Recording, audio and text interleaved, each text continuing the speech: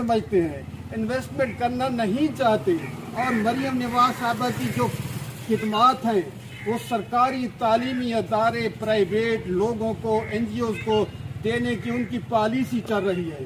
उनके प्रोग्राम के मुताबिक 2028 तक प्राइमरी से लेकर हाई स्कूल तक तमाम तालीमी अदारे प्राइवेट पार्टनरशिप की तरफ चले जाएंगे।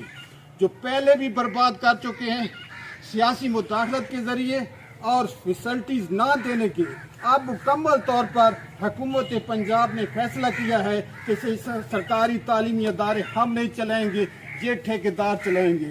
तो फिर साजा की जो तनख्वाहें होगी 8,000, 12,000 और 20,000 उनकी पे होगी। तो पंजाब के अंदर 10-15 लाख पढ़े लिखे जो टीचर होंगे वो सारे बेरोजगार कर दिए जाएंगे और गुर्बत अफलाज में मजीद इजाफा हो जाएगा।